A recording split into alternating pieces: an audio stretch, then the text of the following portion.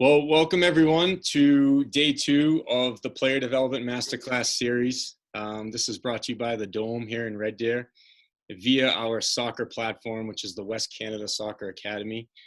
The Dome, Red Deer, and the West Canada Soccer Academy are connecting Central Alberta with some experts from the professional game in England.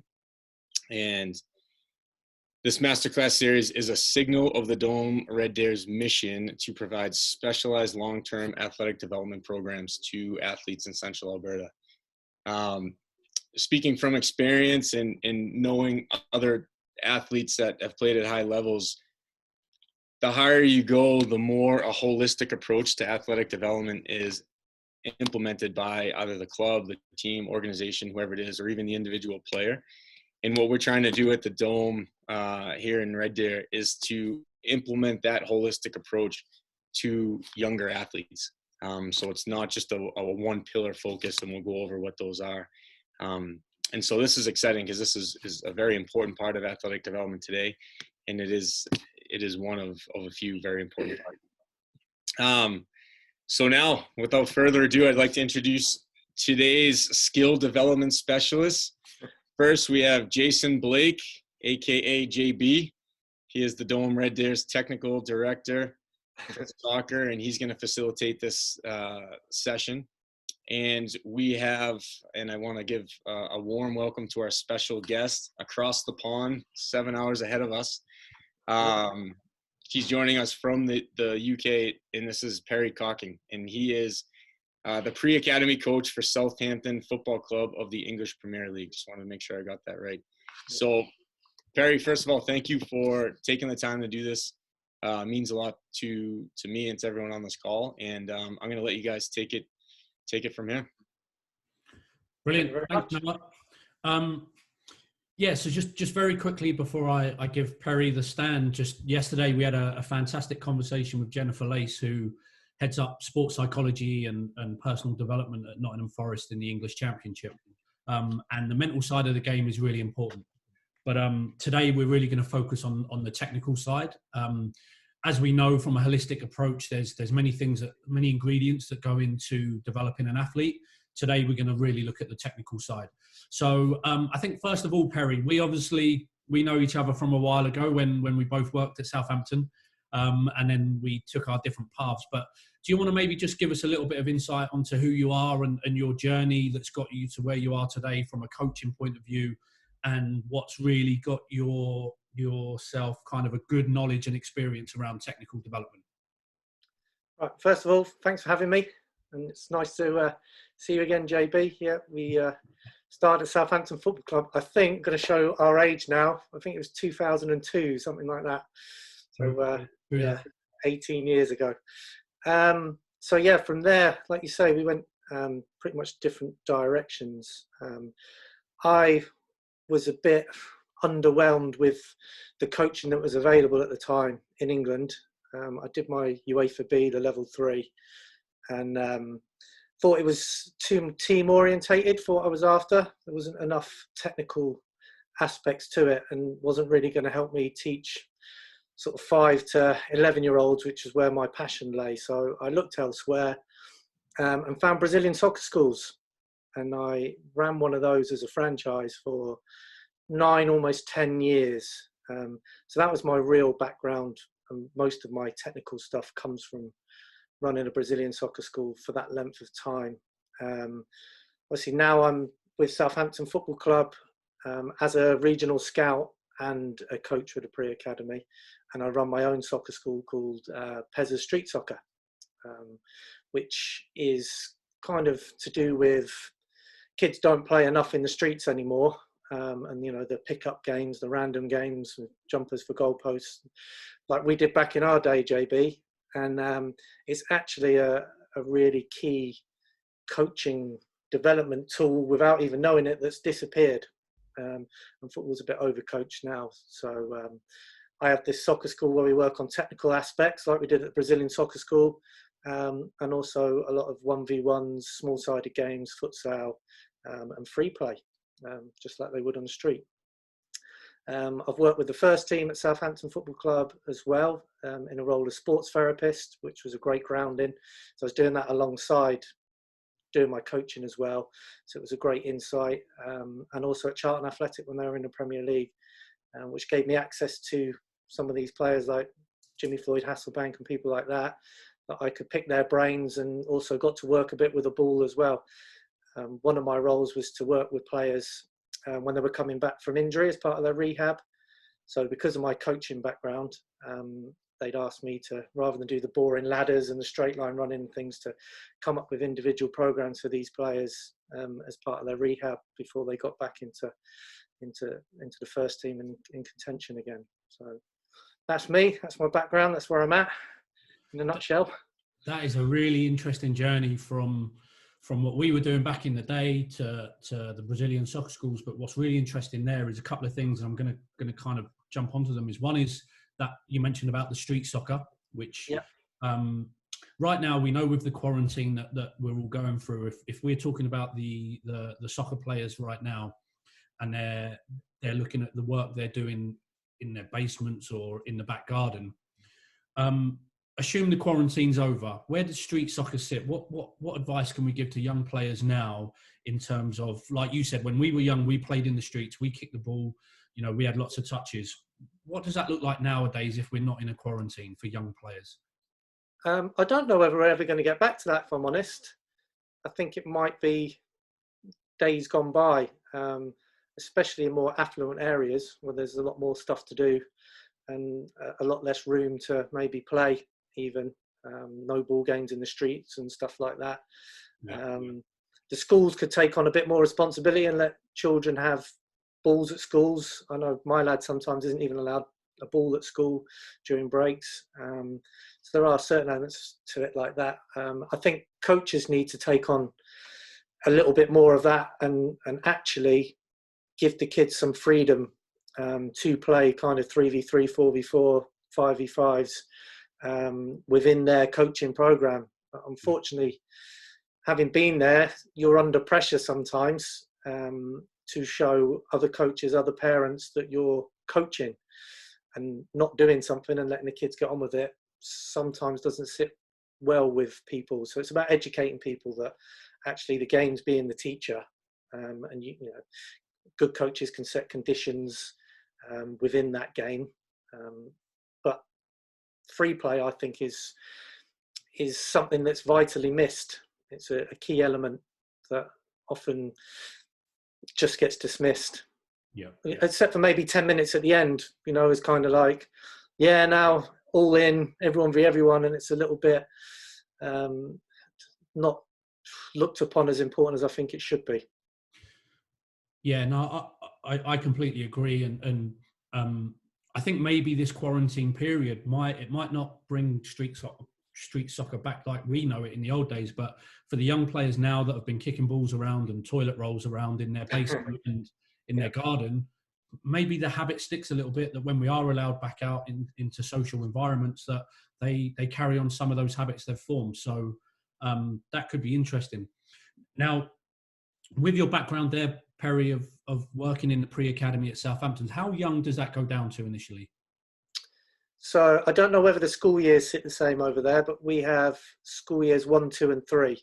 Okay, so what age would that be? Probably 5-year-old, 6-year-old and 7-year-olds. Okay. So under 6, under 7s and under 8s, if that's a better way of putting it.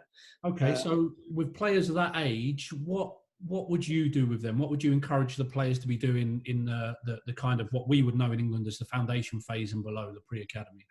For us, it's all about the ball. So we tend to use in our centre size 2 futsal balls, and we have as many touches as possible. We have a programme that we stick to, which, you know, your turns, your changes of direction, your skills to beat, and then we try and progress it into 1v1s, 2v1s, 2v2s, and then 3v3s, small-sided games. But it's all about the ball, over heavy with the ball. And I think we discussed it a little bit earlier, the basics, and this was going to be sort of my key message to take away, is the best players in the world do the basics better than anybody else. So, okay, they might do some wonderful things as well, but they all do the fundamental basics better than anybody else. And you can only get that good by practicing those basics over and over and over again. And we had a chat the other day saying, you know, this kid's learning how to do the Neymar rainbow flick and things during lockdown. I was like, well, yeah, they might be able to go back knowing how to do the Neymar rainbow flip. If they can't pass the ball from here to there over 5-10 yards, then they're never going to fulfill their potential. The problem is that sometimes those basics can be a little bit boring. And that's where kids need to know how to challenge themselves, know how to get the repetitions in without repeating yourself, if that makes sense. And also the skill of the coach to set up different ways of repeating that basic 5-yard, 10-yard pass, whatever it is, and keep it engaging. So there's lots of different elements and different people that can help with that. But foundations, the building blocks are the basics. So, and look, at the risk of name dropping, I want to mention a couple of the players that I know you've done some work with. Pre-England internationals. So Adam Lallana, who's at Liverpool, maybe about to win the English Premier League. Maybe. Oxlade-Chamberlain, also at Liverpool, and Jay Rodriguez, who's now back at Burnley after being at Southampton and West Brom. When you talk about the basics, now again, for our Dome athletes that are watching this and our young soccer players, Adam Lallana as an example. Now, you talk about the basics. When your understanding of Adam Lallana, who for me is probably the most gifted technician in the English pool of players to select from at the moment, how would you talk about the basics of what Adam did for the young players here, if that's what an elite champion, Premier League champion, hopefully, is capable of doing? How does that trace back to what he would have been, or what work you would do with a player of 6 or 7 or 8 years old? Again, we had a little bit of a chat about it earlier, but it's trying to be a master technician, you know, a master of the ball. And what a lot of people don't realise is a child or a young player has to have thousands and thousands, millions even, of touches of the ball, purposeful touches, to become a master of that ball. And then you've got the basics and the fundamentals to work on and to build on. So then you would add pressure. So we do it with sort of 1v1s, like I said, and 2v1s. But you have to marry it up with giving these kids gradual pressure so that they learn to do the techniques under a bit of pressure, and get the repetitions in, and build it up and give them sort of a blank canvas to go and express themselves and try things. Otherwise, as I think it was Janino said about these types of practices, otherwise it's learning to swim on dry land. You can get all the techniques in the world, but until you're in the water and try it for real, then it's pretty pointless. So you have to marry it all up together. Otherwise, if you just do individual isolated ball mastery practices, you're just going to get good at those. But we said it earlier about a lot of coaches and managers want to play like Barcelona. You can't just go into playing like Barcelona. You need a certain amount of players, all your players, to be so comfortable on the ball that they can do it under pressure and without thinking and with their heads up and have a great first touch. So you have to get thousands of touches in to earn the right to be able to play 1 and 2 touch. So you have to strip it all the way back. So more to then go down to few. But if you start and limit your players as, you know, a coach to 1 and 2 touch, you're skipping out on those thousands of touches that you need to get to the level to play 1 and 2 touch, if that makes sense. I hope I explained that well enough. No, it really does make a lot of sense. And I know, particularly out of the French kind of football philosophy, theirs is very wrapped around touches of the ball. Even before, as you arrive to training, before training starts, can you have 1,000 touches before the session begins? Which, you know, and that was coming out of the Clairefontaine, the French national school, when they were doing awesome in 1998 and around that period of the golden generation of French players. So that's interesting. Just talking of challenge there, Perry, and now I'm thinking about the young players that they're going to go through this journey of soccer, and we know players all develop at different rates. And we also know, and use this week's Masterclass series as an example. Yesterday was psychology, mental skills. Today is technical. Tomorrow's physical development.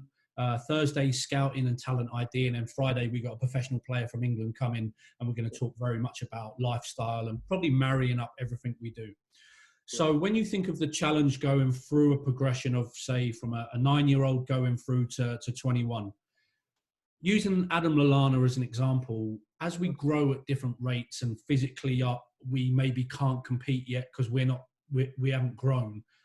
How important is that technical competence to help you through the challenges of maybe not being a physical size yet when you're playing against people that are perhaps a bit bigger, which I think Adam was somebody that may have had that on his journey through to being a professional player? I think with the technical side of it, every single player benefits from being technically as good as they can be and technically improving all the time. But yeah, for someone like Adam, who maybe struggled a bit more physically, he probably had to be more exceptional with technical abilities because he lacked in maybe other areas. But there's no blueprint, as we said earlier, to a player. You can't stick them in the in the mix and follow a set rules and you will pop out an Adam Lallana at the end. It's all different for everybody, and you need to take a holistic approach to it and learn what you can from different areas. And obviously I'm massive into the technical side of it. I'm also massive into the psychological side of it, which is something that I learned as I got older, more and more important, and the psychology behind technical training as well, and keeping the children engaged and having an open mindset, and it all does sort of go into one. But you need all these different elements in the pot, all the ingredients to get to, it's not even to making it. And I think we get sometimes a little bit het up with the prize, especially in this country, of making it and getting into a pro academy, and that's an outcome where you should really be, as kids, and another key message, concentrate on the process. And the process is the training. The training's the important bit, and continual personal development, a little bit, as much as you can every single day. And your goals and your outcomes will take care of themselves. A lot of people want to skip the process and take shortcuts to get to the prize, whatever the prize might be. And you've got to sort of try and ignore the prize, maybe refocus sometimes on what your goals are, but not to the detriment of the process, which is training and learning and practicing your weaknesses and improving different areas of your game with help from your coaches and all the other good influences that you've got to hand and in your life. And with the internet and things, there's loads of different resources out there to help children along the way as well. I think that's a really important message, is that doing a bit every day. Now, even if that's 10 minutes, 15 minutes a day, that's all going to add up. And yesterday, Jennifer made a similar point about practice and daily practice and consistency. So I think that's a really good one. Perry, we got a question from Keenan, I notice, and Alana's pointed us in that direction. So it's wrapped around futsal. Yep. So just going to pick your brains on futsal. What's your opinion of it? And what would the main reason be to use futsal balls as opposed to normal soccer balls? Wow, good question. Firstly, I'm a massive advocate of futsal. My right-hand man is a chap called Jeff Bonner, who is Mr. Futsal in our area. And we do pretty much everything together. He's worked at my soccer school. He now runs his own futsal team. What would the difference be between normal soccer and futsal, Perry? Well, futsal's 5-a-side, so it's indoors, and it's played with a smaller, I think it's size 4 for adults and size 3 for children. It's weighted, so it stays on the floor. As a game, I love it because everything's in there, and it highlights all the areas that you need to improve at. So if you've got a poor first touch, then you play futsal, and you're going to have to learn and develop to get a pretty good touch, because it's fast, it's furious, it's physical. It's a lot more physical than people think. it gets a bit of a reputation. It's kind of fancy flicks and tricks and all that kind of elements. But if you go and watch a game, it's quick, it's fast. You have to be fit, you have to be strong, physical, and you have to have a good first touch. The main reason I like it is the amount of decisions and the quick decisions you have to make. So it quickens up those things, and players like Ronaldo and Messi that played the game, and Neymar. The list is endless, by the way, from your original Ronaldo to Zico to it goes on. I've had this grounding in futsal, and the key message from them is when you've played a lot of futsal and then you go and play normal football, soccer, you feel like you've got all the time and space in the world to make much better decisions. And I love the game. You know, you have to be subjected to so many variables and so many different decisions to improve and develop. And it's all there in futsal. And the game really can pretty much be the teacher. So I love it. I would have it at all pro clubs. And I think maybe one day most pro clubs will have some sort of futsal arena at their training grounds. I think it will go that way eventually because it's such a good tool. And for grassroots clubs, it's brilliant because you can put them in there once a week or whatever to play if you've got the facility, which is always a problem with grassroots because you're sharing sports. In terms of that, Perry, with the facilities here in Alberta, we suffer with a lot of snow during the year. It's not like England. So indoor training is actually very common in Canada. Right, so okay. if grassroots clubs are training in, let's say, a school gym, a school sports hall, is that sufficient to do futsal training? Yeah, I mean, depending on what size you've got. I mean, the game competitively is 5v5 on a basketball size court, and it's quite akin to basketball. It's counter-attacks, recovery runs, everything that you want to teach in football, really, apart from maybe the 40-yard diag and timing your headers, is pretty much in there. Goalkeepers, you know, David De Gea, futsal goalkeeper, and you can tell by the way he uses his feet a lot and the way he spreads himself. So if you haven't got that sort of room, then 3v3s kind of what we do a lot at Pezzers. 3v3 street football with no goalkeepers, or 4v4s with no goalkeepers, okay, so all that kind of thing. You haven't got a basketball-sized court, maybe decrease the players you're playing, not 5v5, but maybe bring it down 1 or 2 players. Yeah, so that would be the worst. But these small-sided games where you're getting lots of quick decisions to make, lots of turnover of the ball, an emphasis on technical ability, keeping the ball, and receiving the ball and playing in tight spaces is invaluable. To take into the real game of soccer. My question, maybe it's just my ignorance, but is there a difference in the type of ball for futsal and just regular soccer? And does it make a difference for when you're learning new skills or practicing them? Is there any sort of preference based on the age of the child that's using the ball? Yeah, the balls are slightly weighted in futsal, which keeps it on the floor. In all my technical stuff that I do, pretty much all of it, I use a size 2 futsal ball. And it tends, especially with the younger ones, so the 5-year-olds to 11, tends to keep the ball at their feet a lot more, so they're getting a lot more touches of it. Rather than if you give younger children a normal football, especially in a sports hall, they can kick the ball once and then they end up having to take 5 or 6 steps to try and catch up with it, and then another touch. Whereas with a futsal ball, kind of touch and it stays, and you get lots and lots of touches, so you can get more repetitions in. So I pretty much of all age groups, I use a size 2 futsal ball for my technical work. Other than maybe sort of long range passing if you're doing that kind of stuff, but the individual practices with a size 2 futsal ball. Great, I'll go on and get my own futsal ball and then work on my touch. Maybe make why not? West Can Academy, who knows? Yeah, why not? Thank you. Pleasure. So Perry, just talking there with the age ranges in mind. Now, we won't go into it now, but there's lots of opinions and thoughts and probably research on what age technical golden age of learning is. You work with players from in the pre-academy at Southampton from what, 7 years old? 5. 5, so under 6s, yeah, 5 years of age. And you've worked with professional players that will be in their early 20s, I would assume. Yep. So how appropriate is technical training across all age groups? So I'm thinking of the young players now in our region here.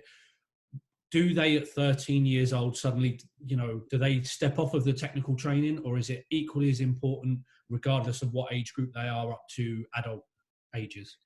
Well, I don't think it can hurt at any age. I think you can always improve. I'm not a scientist, and I know there's a lot of research that goes into these things about the golden age of learning, and I don't know. My own personal opinion is the 5 to 7-year-olds like sponges, and the more technical work you can do from the earlier, the better. But I would always say to players, we got a lad called Charlie Webster. He came to us as a 5-year-old, and he signed for Chelsea Academy at 10 years of age. So we had him for 5 years, and he never played for anywhere else. And he loved the individual practices, and just the improvement from him with these types of skills was enough for Chelsea to come knocking. And he's gone. He's now the England under-16 captain and Chelsea under-16 captain. And he still comes back to us. We did a virtual one-to-one with him yesterday on Zoom. Back to the basics, doing his core skills, getting the reps in, because he needs to touch base every now and again to, reprogram his neurological system and his, neurological pathways. And he gets a bit rusty, so he comes back to us and he gets his reps in and does his core skills. And he's now 15. So I don't think there's an age where you go, right, I've done enough and stop. I think, and even personally, my own journey, when I started this type of training, I think I was about 28 and I was still playing and just coaching it and showing it and learning it.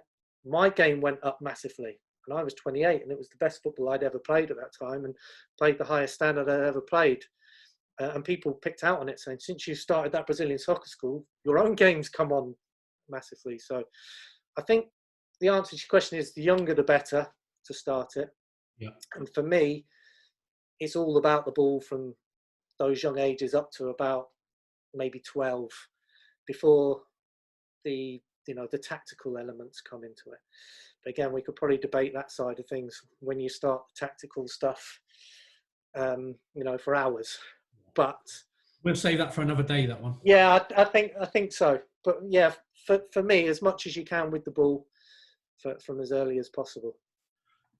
You mentioned the word debate. We've had a very good question from Aidan, and I'm not going to give my opinion on this yet. I'm going to throw it to you first. Yeah, so, okay. FIFA regulated field sizes for small-sided games, 7v7. Okay. That enables you to have a range of sizes. So you might be on the larger size of the regulations, or you might be on the smaller size. Okay. What are the benefits or challenges of being on the smaller side of the regulations? 7v7 field, but on the smaller side. Is that positive? Is it negative? Is there benefits? Are there challenges? Where would you sit with that? I'm going to give the boring answer of saying there's positives and negatives for both, obviously. The smaller the size, the quicker the decisions you have to make. It's very noticeable if you don't get your head up on a smaller size pitch because your head's down, maybe because your first touch isn't good enough, so you have to learn to get a better first touch, a better directional first touch, look after the ball better, and everything's kind of magnified on a small pitch because you haven't got the time and the space. Having said that, small-sided pitches can often be the children who've got the hardest kick can dominate because they can take a touch and boom, and then they score. And then some of the other side of it can get lost. So there's an argument both ways. So on a bigger pitch, those children might not dominate so much and might give the smaller players opportunities to be on the ball more and to get more touches and to play. So as with everything, a mix of the two if you can. I know if you've got a set pitch, it's difficult to keep making it big and small. But the answer's somewhere with them both, I'd say. And I agree with you. I think understanding the outcomes of different dimensions of field size is really important. Smaller field, as you said, decision making is increased, less time, ball retention, technique will be under pressure. And you spoke earlier about the need of that pressure. Larger field sizes doesn't take away the technical development of players, but over bigger distances, it might increase the physical outcomes. And if you use the dial analogy, the physical outcomes might go up and the technical outcomes might go down a little bit, and vice versa on the smaller field. So I'm of the belief that young players experience in both dimensions or varied dimensions of a field size, 77, 9v9, whatever it may be, actually is good for their technical diet, if we want to use that analogy. Yeah. So I think Aidan's question is very good. And Pezza, just to give you the background on that, our dome facility we have here, which is incredible, our fields, our 7v7 fields, are probably smaller than some of the other facilities in our region. Mm-hmm. And it's raised a few question marks from a few of the visitors, which I completely understand. Yeah. But like Aidan mentioned in his question, you know, our kind of philosophy with that is it increases decision making, it increases demand on technical competence. So yeah, and naturally the big players might get a little bit of dominance in those games, but the challenge of the repetition of that technical, you have to execute your technical skills and actions quicker and make the decisions to do that. We actually get really excited by how our fields encourage that. So if you match that up with a philosophy and a style of play that you like to play, so if you like to play with the ball on the floor and nice technical football, then that type of pitch is going to suit you. If you like hoofing it up from the back for a quick strike, it depends what your outcome is. If you're, and I know you are, about developing footballers, then I would go for the smaller pitch over the bigger pitch if I had to. Yeah. If you are wanting to win games and that's your outcome, then it might be slightly different depending on what players you've got. But I know you're all about development. So as long as you make parents and even the children aware of what your outcome is and it's about development, then there's no real arguments with what you're trying to do. And maybe visitors that come and say, well, that's how it is here because we're about development, not about necessarily just winning the game. Yeah, really good point. Perry, I'm a West Ham fan, so winning games has never really been a big thing for me. No, but they've developed a few good players, haven't they? Yeah, they're a development club. We love that. So, Perry, we're nearly at the 40-minute mark, but I've got one more question at least yet to ask you. And you mentioned earlier within your talking about Barcelona and the philosophy of getting the ball out from the back and everyone being elite technicians. And that's Barcelona. They're the best in the world. Yep. We know that. But for the young players we have in our region now, how should they think about their technical development depending on the different positions they play? So I'm a central defender. Does my development mindset have to be different from a winger? As you know, Alphonso Davies is a big kind of product of the Canadian system. So if I'm an Alphonso Davies, should I be thinking differently to a central defender? Depends what age. And for me, from up to about 12, no.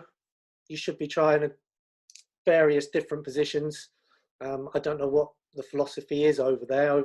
Here we try and rotate positions, give them all experience as much as possible. It doesn't always work like that, as you know, in grassroots football.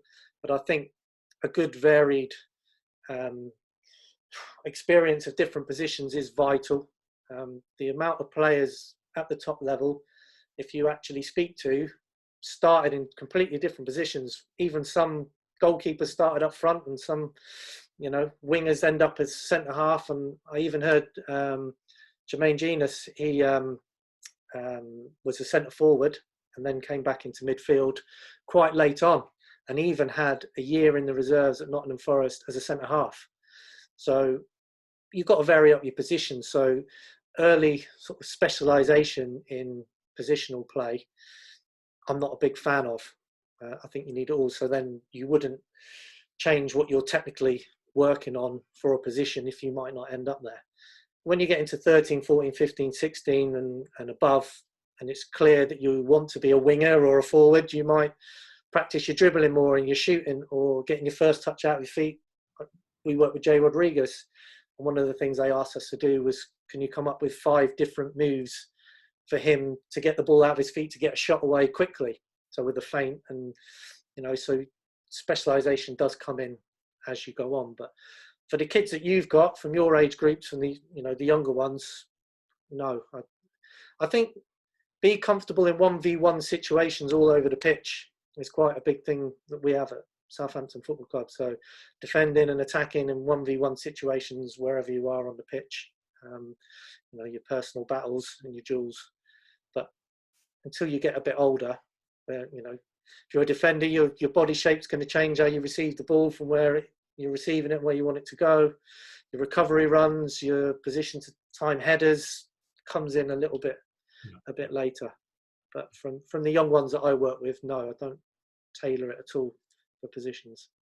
So I think, just listening to you there, Perry, I think there's a couple of bits of good advice for young players. You mentioned there that some of the players, professional players in England, they went through their younger development in a certain position, but actually 5, 6, 7 years later, they play in a completely different position. So maybe for young players that are playing here in central Alberta, if you are playing in a range of different positions, don't see that as a negative, but actually see it as this is you developing competence in different areas of the field, and who knows where you end up. Like you said there, Jermaine Jenner's striker as he started, and he ended up as a central midfield player. And I know Rio Ferdinand, one of the best defenders that ever came out of the English system, he started as a striker. In the West Ham youth team, he was a midfield player. And then by the time he made his debut as a Premier League player, he was playing central defence. So flexibility around what position we play. So the young players here, not maybe getting bogged down in their mind that I'm a fullback or I'm a central midfield player, knowing that might change. I think parents and coaches have to take on a lot to help with that as well. Yeah. Because if you're playing for a team where the manager just wants to win, then they might put players into what they think's their best position to try and win a game of football and not worry about the development. And likewise, parents like their kids to play up front, to score loads of goals, to get a nice Facebook post and the Man of the Match awards and all that kind of stuff. So I think education and everyone knowing what the philosophy is and that rotating positions is key and vital part of the diet, as you said, to fulfilling potential and their development. So can I just jump in here quick, Jason? Yeah, this is just it's a 3-part question.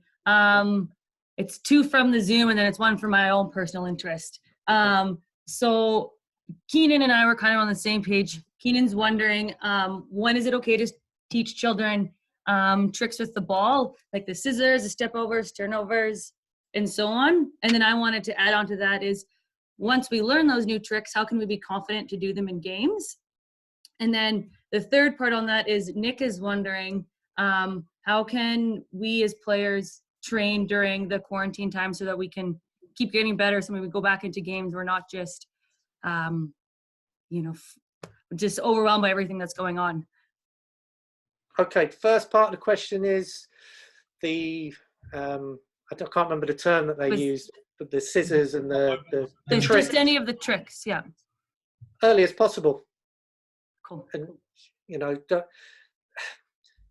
I'll go back to the basics again, but to do the basics can become slightly boring, okay? So doing the tricks can get you thousands of touches and purposeful touches on the ball. So you're doing the basics, but in a fun way. Cool. So yeah, the tricks, there's absolutely nothing wrong with tricks. It builds confidence, opens up neurological pathways, motor mechanics, all these terms can be thrown in, balance, coordination, loads of different stuff with it. So yeah, and mindset as well, even with things like the rainbow flick and stuff that you might not necessarily use so much in a match, but it's a skill that you set out that you can't do. So you then got to have the mindset to practice it, fail lots and lots of times, try again, fail, until you've mastered it. And whilst you've been mastering it, you've had hundreds of touches of the ball whilst trying to do it, and it's given you hopefully an open mindset to other challenges as well. So I wouldn't dismiss some of these more fancy tricks, if you like, even though they might not be match specific. So yeah, don't be scared of doing those. And then the second part of the question is, yeah, those type of moves you can practice at home. I mean, I've been doing live sessions for mine for the last 7 weeks now, which is a lot of the individual ball mastery moves, turns, skills to beat players, footwork practices, and I'm doing them from right here, right in my front room, live on Facebook. People won't know, Perry, that is your front room. It doesn't look like it, does it? I've got my backdrop up, but yeah, this is my front room, and this has been my training studio. I do my one-to-ones I do in here, and I do my live sessions as well. Watched a few of your videos. You've not broken anything yet. I noticed that. No, not yet. I pulled a calf muscle, which only I could do in my front room, but other than that, we haven't broken anything yet. But just to jump on the back of that question there with the doing the work in the quarantine, just with Brett's question, he actually asked us a position specific question. So your guy that comes back from Chelsea and does that stuff with you, for the older players that might be a central defender, should they be doing different type of technical work in this quarantine period, in their basement, in their front room, in their garden, or should it still be that same generic stuff you mentioned for the younger players? I think the individual player should really know areas of their game that they want to improve on. So if they're older, 15, 16 or so, then they should be taking a bit of responsibility themselves, maybe saying, well, actually, every time I receive the ball off the keeper on my left-hand side, I have to put it on my right before I can release it, and then get on YouTube, find different practices to improve your left foot, so a bit of responsibility from yourself. To finding out what your strengths and weaknesses are, but practice your weaknesses as well as your strengths, and practicing your weaknesses will develop your strengths anyway along the way. I mean, with Charlie, we have 20 core skills that we tend to go back to, and they're individual. We call them ball mastery core skills. They could easily be called movement mastery. So some of them are more akin to maybe a boxer skipping, so footwork practices, or using the speed ball for hand speed, different types of individual elements that you're stripping back and practicing for. He does it because he wants quick feet and to blow away the cobwebs and to keep sharp, and I'm into massively to things where you do on one side of the body and you quickly move to the other side of the body, so you've got that lateral movement shifting the body weight from one side to the other. And we've all seen players play, Jace, over the years that are okay at football, but they can't turn, or they're stiff. And there's a lot of individual practices you can do to prevent yourself from getting stiff, in your joints, and it can help prevent injuries and stuff. So there's loads more different elements to it, and the individual practices shouldn't be dismissed out of hand just because you're a centre half and your strength's heading the ball. I think the game's changed now, and the technically better you are, especially a lot of people's fashion, isn't it, to play out from the back and keep the ball, and your centre half splitting and the centre midfielder coming in to get the ball. The technically better you are, and doing these things with your head up. So if you are doing at home these kind of generic ball mastery things that you found on YouTube or whatever it might be, don't just go through the motions with them. Learn how to do them. And then the key is to challenge yourself. So even basic, say, like we were doing at St. years ago, the toe taps. Yeah. Well, we could do the toe taps now, even at our age, go through the motions for hours. So you need to find out ways to challenge yourselves with these moves. So get your head up. Can you pivot your head while you're doing them side to side? You can cover your eyes while you're doing them to get a feel for the ball. Things we do, if you've got a sibling or someone who can help you, you can scan behind you and you can count out how many fingers someone's holding up. And so you're always challenge yourself. Cristiano Ronaldo, he would do it with these things with ankle weights on. And then he'd take them off and he'd do the same drills quicker, so he'd have an overload. So there's lots of different ways, resistance bands, throwing a ball against the wall and catching it while you're doing them, to get you out of that comfort zone. So we call it like the purple patch, where your comfort zone ends and loads of mistakes start. In between the two, there's like this purple patch of learning and growth, and that's where you need to be in to stretch yourself to improve. So if you're in your comfort zone all the time, not good enough. If you're making too many mistakes, not good enough. But mistakes are vital because you learn from them, and that's your marker. So if you're making too many mistakes, then you maybe go back to having your head down for a while and slowing it down a bit. So always technique before speed with these things. Yeah. So just a few little things to throw in for quarantine training there. Yeah, there's a bit to go on with. Now, the good thing is these videos are being recorded and they're going to be made public next week. Okay, brilliant. So anyone that wants to go back through that extensive list you just gave, yeah, we'll do that next week. Just before I hand over to Noah, we're at the 15-minute mark, so I'm just gonna come in with a little summary of some of the bits that I've been jotting away while you've been talking, Perry. So cool. Just putting 3 different hats on: coach's hat, parent hat, player hat. So start from a coach's hat. I think what you've kind of alluded to today is from a technical standpoint, if you have a certain style you want to implement in your team, understand the technical requirements of that style and know that it might be difficult. If you're going to play out from the back, defenders are going to have to be comfortable receiving the ball. Mistakes will happen. Goals might be conceded, but that longevity of giving the players that platform to go and try things, make mistakes, and eventually they'll come through it. From a coaching point of view, I think everyone has to buy into that. So your parents need to be aware, and the children need to be aware that mistakes are fine. And it's difficult if you've travelled a long way to a match. Maybe I don't know if you play in match type leagues, whatever. And your Tiny Tim takes it from the keeper at the back and he gives it away, and you lose the game 2-1. It's difficult in those situations. So it's all about their development, but for Tiny Tim, I always say Tiny Tim, for their development, that mistake could be vital if it's handled right. So everyone needs to know where you're going in, what the philosophy is. So that connects my parent hat is support. Mistakes are going to happen. Not celebrating failure, but equally embracing that it's part of the development pathway. We at the Dome speak about long-term athletic development. And when you're up against challenge, you're going to fail at times. You're going to make mistakes. So parents are a key support mechanism for that. And then probably the last one, which for the players would be touches.